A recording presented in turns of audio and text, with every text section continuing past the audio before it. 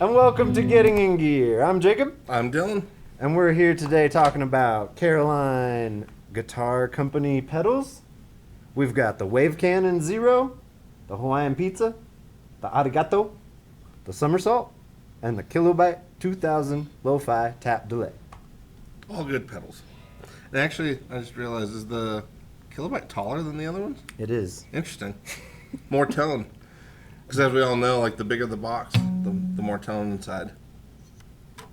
Yeah, the bigger the box, the bigger the tone. Yeah. Pedals work like eggs, roughly. Uh-huh. No, they really don't. But it's fun to think that and pretend. Usually when you buy like a really big-ass pedal, that's what you tell yourself, I think. There's more tone inside there.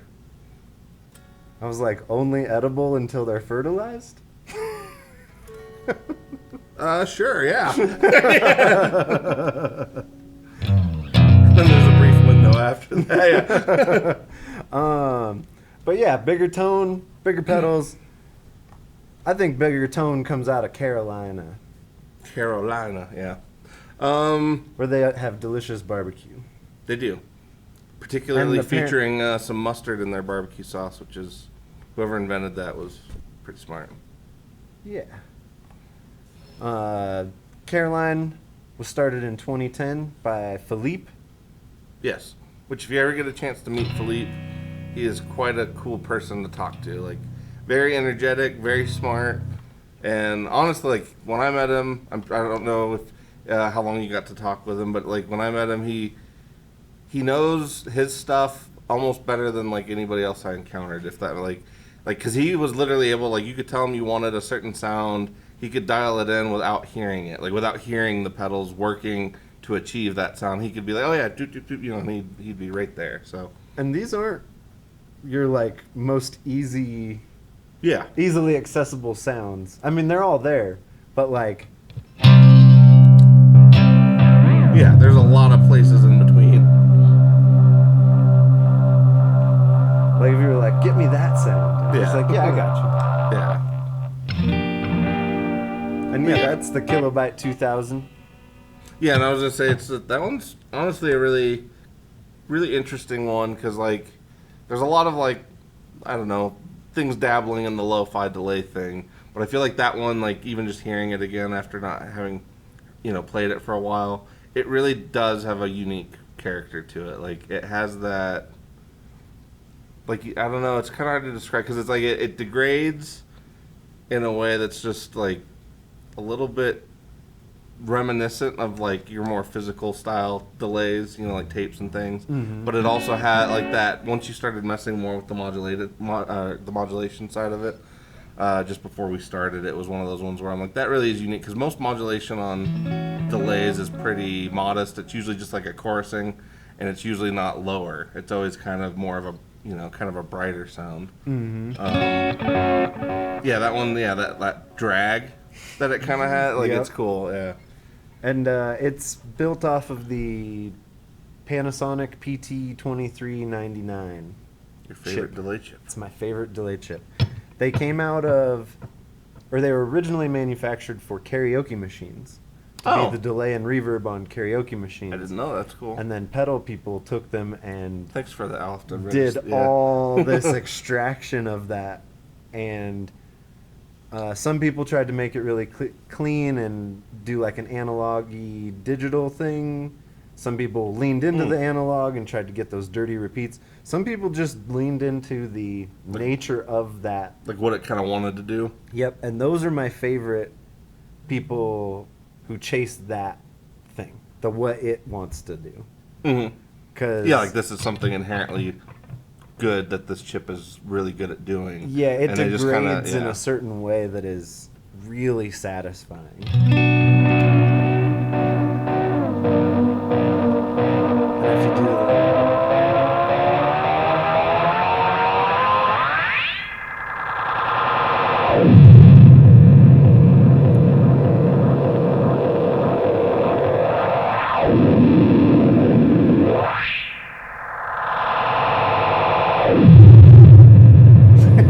Well, and it's cool with analog delays. They're in a way like they are a little bit more. Oh, I guess obviously depending on the chip, they are a little bit more unpredictable of like what it's gonna grab onto, and that's always what I do kind of find interesting with those. Like whether it's that or even like the old Ibanez, analog delays like the 89. Like it's just inherent to the analog stuff where you just don't know exactly what little bit of the sound it's gonna grab onto, and that's half the fun, I think. Oh, totally.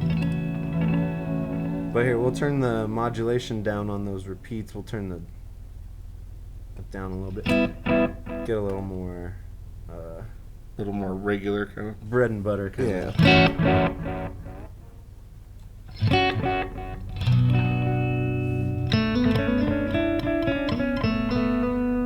Well, and see in there, I would say, at least hopefully it comes across, in the stream, but in the room, like it fades away and kind of decays a little bit more, almost like a tape echo. Like it kind of loses a little bit of the low end as it's tapering off. Kind of just keeps some of that high end content. Yeah, and something really cool on this, the little like Space Invader guy. This is a drive on the delay line. Yeah, just on the echo. Yeah. And then it's nice and clean. Yeah. And even like helps it degrade a little bit quicker. Yeah. Well, and it kind of introduces a little bit different harmonic content into the repeats.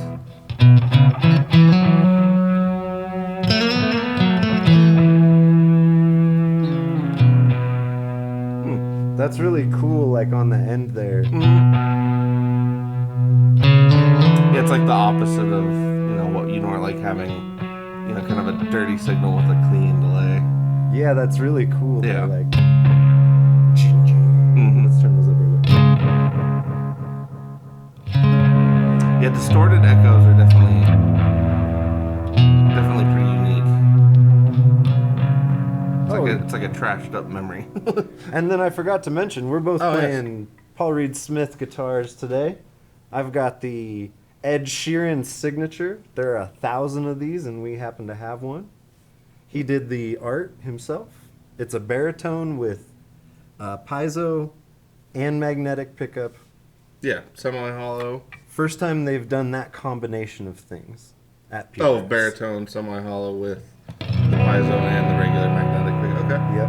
It is pretty unique, and honestly, I gotta say, even the first chord you played earlier, it like that little bit of high-end kind of clarity that comes from the piezo, like it's interesting. Like it kind of 'cause sometimes baritones can be a little, I don't want to say overwhelmingly dark, but they can be a little too dark sometimes, and it kind of shifts the timbre back up into like the normal register.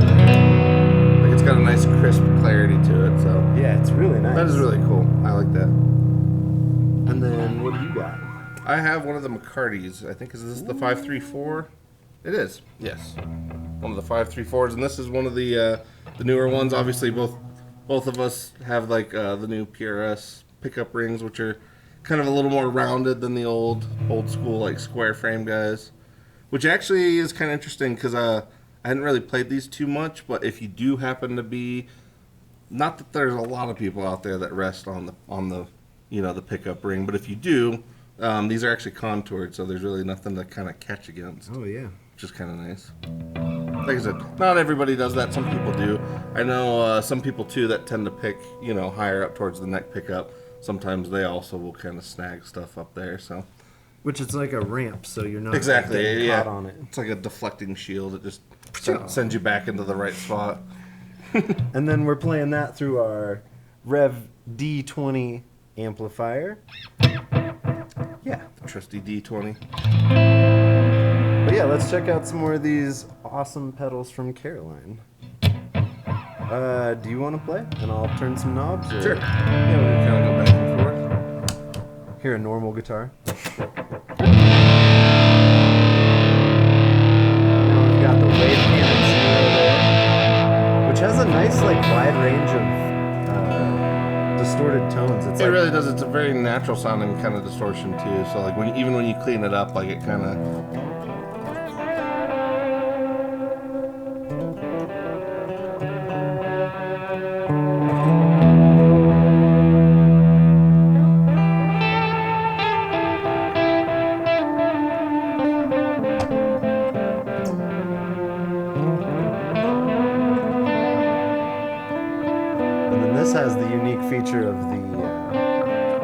Havoc switch.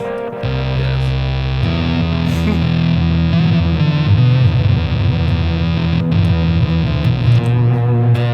Oh, and it's latching or momentary. Which is nice because I don't remember the old one. Like I had an old version of this, and I don't remember it being latching. And 'Cause- apparently John Snyder over at Electronic EA. Audio Experiments helped Philippe out with the latching, non-latching. It's funny. Is that the third week in a row that we've like gotten into stuff, and John's like the secret little helper behind the. He's like the glue that holds all the boutique companies together. Apparently, yeah. It's like if you got some weird ass problem that you got to fix, like apparently he is the man to fix it because that's like literally like the third week in a row we've been doing this where it's like, oh yeah, and who fixed that? Oh yeah, it was John Snyder. Yeah. Another really nice person. Yes. Who also makes incredible pedals of his own. So Yeah. and also apparently helps some of our favorite people and companies. So Yeah. yeah. There you go.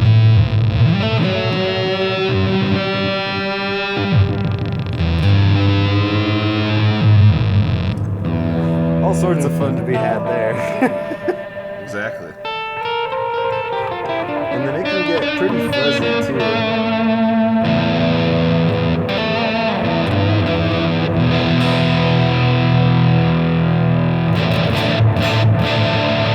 Still pretty clear though. Yeah. And then let's contrast that with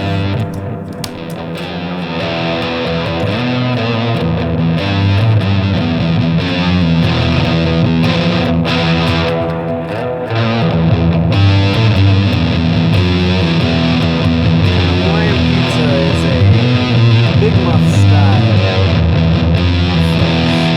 Yeah, apparently they tried to kind of steer the Hawaiian Pizza into kind of walking that line between like fuzz and drive. So it's like it's a little bit tighter than like your typical Big Muff. Hopefully that comes through. I would say like tightness with fuzzes is more of a thing you feel, if that makes sense, than you hear. But yeah, it's definitely like if you want a good always on fuzz, I always feel like the Hawaiian Pizza is a really good starting point because like it's great as like a foundational thing. Like if you're just gonna rock out on some riffs, it's a great easy pedal to 3 knobs, and it's not super expensive. I mean, not that the rest of their stuff is, but it does. I think it's 100. Oh, am I coming through the? I think you're coming through your pickups. I got the vocals. Oh wow. What's happening here? Well, I think it's through the pickups. It's still there we go. Yeah, apparently I'm louder than I thought. No, the pickups must be not potted. Oh, maybe. But yeah, Hawaiian Pizza is a great, just foundational kind of always on fuzz drive kind of hybrid. That's pretty interesting, right? Yeah.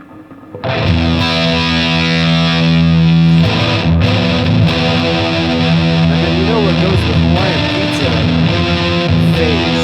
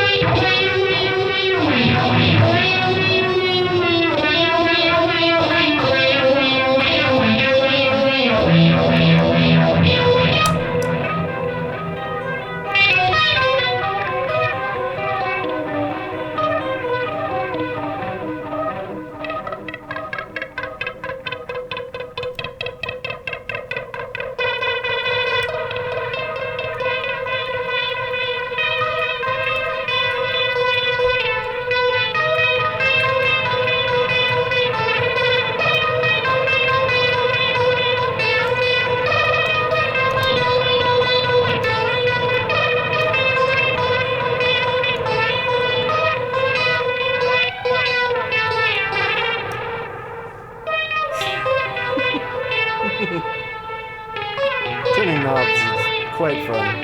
That is.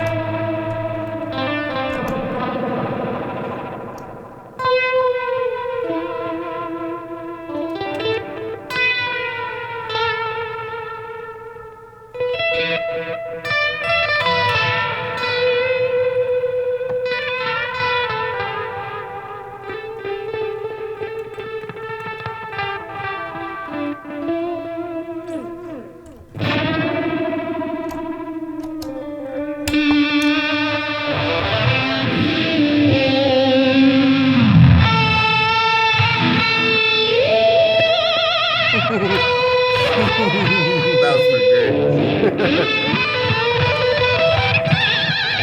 Oh, that's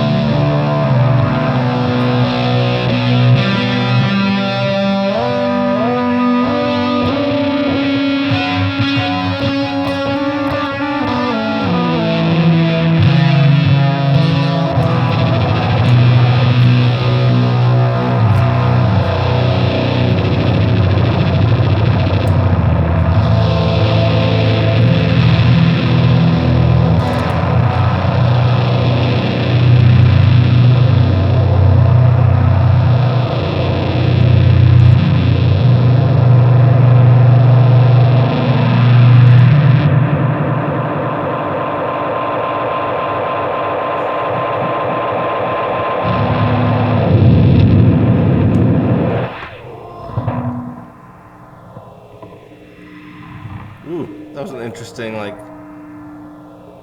I think it's just doing that with what the phase signal coming in. But yeah, that's kind of interesting.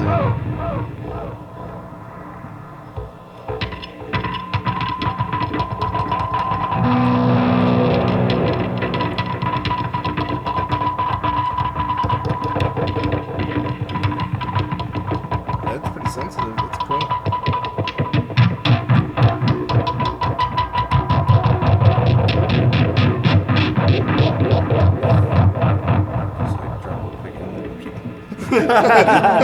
Never to be seen again. It's like, this is my bonus delay rattle. Man, that sounds pretty epic. That really does sound cool, especially with the baritone like that. It just sounds like it's churning.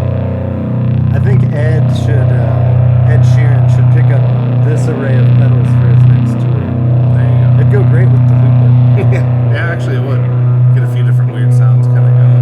Actually, if out of all of them, I'm not overly familiar like you might be with him, but I was going to say the Kilobyte would be kind of an interesting one for that kind of thing. Oh, sure. Okay, let's just wrap up. Okay, sure. So, Just wrap up then. Well, yeah, that's been Caroline guitar pedals that we've been checking out today. We've been playing PRS guitars through our Revv amplifier. And this has been Getting in Gear. Yes. I've been Jacob, I've been Dylan and we'll catch you on the flip side. with our haunted guitars. Oh, play us out. I think I muted everybody.